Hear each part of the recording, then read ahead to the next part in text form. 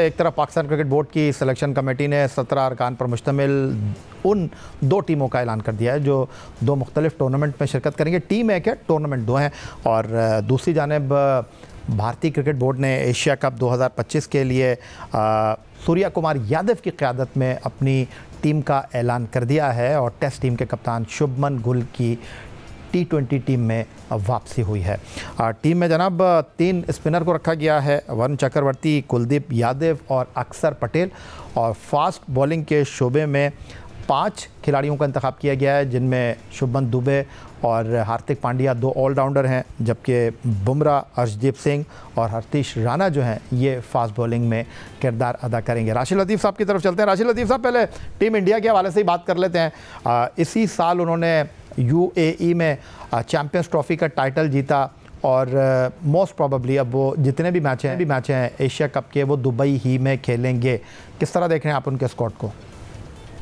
देखिए, उनका सबसे मुश्किल जो स्क्वाड बनाने का होता है वो T20 होता है। विराट कोहली अभी गए हैं, साथ में जडेजा चले गए और रोहित शर्मा। उसके बावजूद भी अभी जायसवाल इस टीम में आपको नज़र नहीं आ रहे होंगे। तो लेकिन जो भी टीम बनाई है इन्होंने बहुत परफॉर्मेंस बेस्ड टीम लग रही है। 3 स्पिनर हैं और 2 ऑलराउंडर जो इनके पास खेलते हैं आके, वो उसी तरह से बनाए हुए हैं। बाकी जसप्रीत बुमराह मेन किरदार अदा करते हैं इनके फास्ट बॉलिंग में। अर्शदीप सिंह है और हर्षित राणा 3 पेसर्स को लिया। कुलदीप यादव है इनके पास। इन्होंने वाशिंगटन सुंदर को भी नहीं रखा हुआ, हालांकि वो बहुत अच्छा परफॉर्म करते हुए आए हैं। इनके पास स्पिन अटैक अक्षर पटेल भी है। टीम अच्छी लग रही है यहाँ पे, क्योंकि दुबई में ये ज़्यादातर बेस करते हैं स्पिनर्स पे और अपने ऑलराउंडर जो है बैटिंग ऑलराउंडर इनके पास मौजूद है।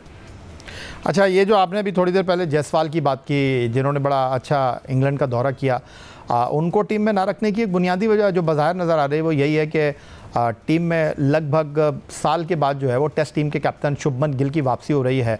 इंग्लैंड के दौरे में उन्होंने 4 से ज़्यादा सेंचुरियाँ स्कोर की और बर्मिंघम के एजबस्टन क्रिकेट ग्राउंड पर टेस्ट मैच में दोनों इनिंग में वो सेंचुरियाँ बनाने में कामयाब रहे। शायद जायसवाल को टीम में ला लेने की एक बुनियादी वजह यह है कि गिल होंगे तो वो प्लेइंग 11 में होंगे, बाहर नहीं बैठेंगे। हाँ, नहीं, उनके पास ये फ्यूचर का कैप्टन देख रहे हैं दोनों फॉर्मेट में। मेरे ख्याल से वो देखना चाह रहे थे, क्योंकि अभी जो कैप्टन है शायद आगे जाके ना हो, तो मे भी वो देख रहे होंगे। और फिर इनके पास सैमसन है जो विकेट कीपर भी हैं, वो भी ओपन करते हैं। तो तिलक वर्मा है, वो भी ओपनर है। तो शर्मा वो भी ओपनर है, तो उसमें जगह बनती नहीं है। तो शर्मा की बैटिंग देखें और तिलक वर्मा की देखें तो इनकी तो बहुत आउटस्टैंडिंग रही है। मिडिल में भी खेल लेते हैं, तो इसकी वजह से शायद जायसवाल की जगह नहीं बन रही। और लास्ट टाइम भी चैंपियंस ट्रॉफी में भी थे वो, वनडे में उनकी जगह किसी और को लिया, बल्कि चक्रवर्ती उनकी जगह आ गए थे, तो उनकी जगह बन नहीं पा रही। तो उनके पास इतना एक टैलेंट है, इतने ज़्यादा प्लेयर्स आ गए हैं कि उनके जो टेस्ट के बेस्ट ओपनर हैं प्लेयर्स में से जो आते हैं उनकी जगह नहीं बनती है। ठीक हो गया, तो अब आ जाते हैं राशिद लतीफ़ साहब ज़रा टीम पाकिस्तान की तरफ। संडे को टीम का अनाउंसमेंट हुआ, 17 रुकनी टीम है, सलमान अली आगा टीम को लीड कर रहे हैं। और टीम को आप किस तरह देख रहे हैं? एशिया कप से पहले पाकिस्तान को अफ़गानिस्तान और UAE के साथ 3 मुल्की टूर्नामेंट खेलना है, और अगर पाकिस्तान इस टूर्नामेंट की ट्रॉफ़ी को उठाने में कामयाब रहा तो एक तवज्जो के साथ, एक इन्हिमाक के साथ, एक जज्बे के साथ, एक तवानाई के साथ हम एशिया कप में एंट्री देंगे। देखिए, एशिया कप से मुश्किल हमारी ये ट्रायंगुलर सीरीज लग रही है, क्योंकि ये शारजा में है। यहाँ पे UAE का होम ग्राउंड है, ये अफगानिस्तान का होम ग्राउंड रहा है और अभी भी होगा। यहाँ पे स्पिन जो बॉलर होते हैं बहुत अच्छी बॉलिंग करते हैं। तो अगर अफगानिस्तान से मुकाबले हैं तो उसमें गजनफर वापस आए हैं, राशिद खान वापस आए हैं, नबी इनके पास है, नूर है। उनके जो अटैक है ना बहुत अच्छा है। वो पाकिस्तान को 2-1 हरा चुके हैं वो लास्ट टाइम जब शादाब कप्तान गए थे। UAE के भी मोहम्मद वसीम है, बहुत अच्छा खेलते हैं। और वो आज कीनिया से भी शायद उनका कहीं मैच हो रहा था या कल हो रहा था, तो वो वहाँ पे न्यूजीलैंड को भी हराया हुआ है उन्होंने, और वहाँ पे भी बांग्लादेश को भी 2 महीने पहले हराया है। तो हमें लाइट नहीं लेना, ये हमारी बहुत अच्छी प्रैक्टिस होगी। अगर हम यहाँ से जीतते हैं तो एशिया कप के लिए ज़्यादा बेहतर अच्छी पिचेज होंगी। हमारी टीम ठीक है, यहाँ पे अच्छा खेलना चाहिए हमें, और स्पिनर दोनों खेलने चाहिए। प्लेइंग 11 बहुत डिपेंड करती है, जैसे हम बोलते थे कि सुफियान को भी खिलाएं, अबरार को भी खिलाएं, लेकिन हमने खिलाया नहीं। लेकिन शायद यहाँ पे UAE में, शारजा में तो डेफिनेटली खिलाना पड़ेगा, लेकिन वहाँ पे भी दुबई में भी अगर मैचेस हैं हमें दोनों स्पिनर्स में जाना पड़ेगा। तो राशिद लतीफ़ साहब, हमने चाहे बांग्लादेश की सीरीज़, चाहे वेस्ट इंडीज़ की सीरीज़ हो, कभी हम सुफियान मुकीम को खिलाते हैं, कभी हम अबरार को खिलाते हैं।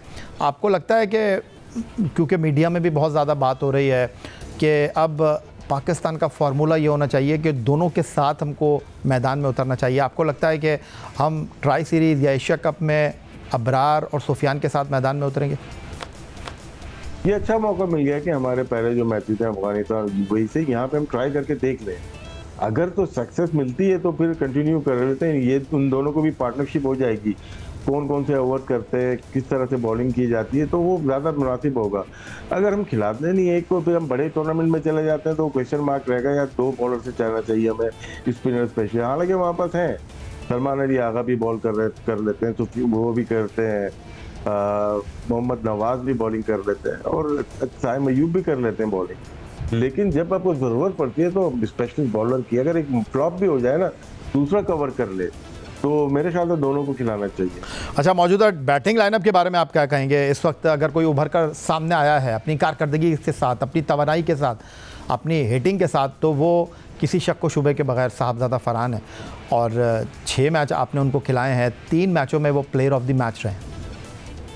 बिल्कुल आपकी बात दुरुस्त है, साहबजादा ने बहुत अच्छी बैटिंग की है, साथ में हसन नवाज बहुत इंप्रेसिव रहा है। जहाँ पाकिस्तान को मुश्किलात, वहाँ पे उन्होंने रन किए और तेज़ किए। तो साहबजादा ऊपर से जब चलते हैं तो मैन ऑफ द मैच ही होते हैं।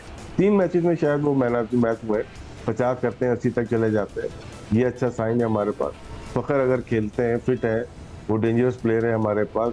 हारिस नहीं चल रहे हमारे पास, हारिस अब नंबर हमें कप्तान को खुद सेट करना पड़ेगा, वो कहाँ पे आए या तो वो इतने नीचे चले जाते हैं, बैटिंग ही नहीं आती, या बीच में उनका नंबर नहीं है। T20 में अगर वो खेल रहे हैं, या तो फिर ऊपर ही आ जाए, 3 नंबर पे ही आ जाए, 4 नंबर पे स्टॉक कर जाते हैं, तो दूसरा आउट हो जाता है, फिर हसन आके तेज खेलता है तो मैच को करीब लेकर जाता है। ये नंबर का ही गेम है T20 में। तो हमारे जितने अच्छे जो प्लेयर हैं, जो कि अच्छे स्ट्राइक रेट से खेलते हैं, उनको ऊपर खिलाया। अच्छा राशिद लतीफ़ साहब, आपने बांग्लादेश की सीरीज़ देखी, आपने वेस्ट इंडीज़ की सीरीज़ देखी, जो टीम मैनेजमेंट का नज़रिया नज़र आ रहा है, सोच नज़र आ रही है कि उन्होंने खिलाड़ियों को ट्राई किया, कहीं उन्होंने शाहीन को बाहर बिठाया, कहीं उन्होंने सुफियान को बाहर बिठाया, कहीं उन्होंने अबरार को बाहर बिठाया, कहीं उन्होंने फ़खर को बाहर बिठाया। लेकिन अब ये मेक और ब्रेक वाले इवेंट हैं, ट्राई सीरीज़ हो गई, एशिया कप हो गई, आपको लगता है कि इसी सोच के साथ मैनेजमेंट आपको खेलती हुई दिखाई दे रही है, या आपको लगता है नहीं इस बार हम चेंज करेंगे? मेरे ख्याल से मैं शाहीन को बहुत खिलाया है, T20 में बहुत एक्सपेंसिव रहे हैं, अभी आपने हाल ही में देखा। लेकिन सलमान मिर्ज़ा का लगता नहीं है कि वो इतने इम्प्रेसिव होंगे, लेकिन उनकी वेरिएशन बहुत ज़्यादा है। अगर बांग्लादेश में देखा, शारजा की पिचेस भी थोड़ा तंग करेंगी, वो ग्रिप करती है बॉल, वहाँ पे थोड़ा वो कटर मारते हैं, कोई स्लो करते हैं, कोई यॉर्कर भी करते हैं, तो वो एक ऐसा फैक्टर है। जिस तरह हम सुफियान या अबरार की बात कर रहे हैं, उनको भी शुरू के मैचेस खिलाने चाहिए कि बड़े मैच में जब आए तो हमें पता होना चाहिए कि हमें अगर बिठा रहे हैं, हम हारिस को अगर हम बिठा देंगे या शाहीन को, तो एक बॉलर ऐसा है जो उसको रिप्लेस कर सकता है, तो ये मौका अच्छा है इसको खिलाने के लिए। तो ये आपको प्लेइंग 11 में तो मोहम्मद नवाज़ नज़र आ रहे हैं, आपको लगता है कि हम इस फॉर्मेशन के साथ जाएंगे कि नवाज़ हो गए और उसके साथ सुफियान मुकीम एन अबरार? इसमें तो देखें, सुफियान की जगह उस वक्त या अबरार की जगह उस वक्त बनती है जब ये फ़हीम अशरफ को प्लेइंग 11 में लेके नहीं आए। जब फ़हीम अशरफ अगर प्लेइंग 11 में आ जाते हैं, या साथ में हुसैन तलत अगर प्लेइंग 11 में आ जाते हैं, क्योंकि डिफरेंट मौक़ों पे साथ खेलें, तो उस वक्त फिर दोनों स्पिनर खेलते हैं, इन दोनों में से एक नहीं खेलेगा। तो अगर ये दोनों भी खेल रहे होंगे, नवाज भी खेल रहा होगा, फिर देखें प्लेइंग 11 में जगह नहीं बनेगी। और जाते जाते मुझे ये बता दीजिए कि आपको लगता है कि मौजूदा टीम मैनेजमेंट ये जो 3 मुल्की टूर्नामेंट है, इसको टेस्टिंग टूर्नामेंट के तौर पर लेगी एशिया कप के, या आपको लगता है कि नहीं, आप ट्राई सीरीज़ को भी उतना ही संजीदा लेंगे जितना एशिया कप को? मेरे ख्याल से ज़्यादा संजीदा ना ट्राई सीरीज़ को लेना चाहिए, क्योंकि यहाँ पे हारना थोड़ा सा मुश्किल हो जाता है, बर्दाश्त करना मीडिया की वजह से। ये बहुत सीरियस खेलना चाहिए। तो एशिया कप में आएंगे, वो डिफरेंट एटीट्यूड होता है, डिफरेंट सरफेस होगी, ये मुश्किल जगह है, इसको बहुत ज़्यादा सीरियस खेलना चाहिए।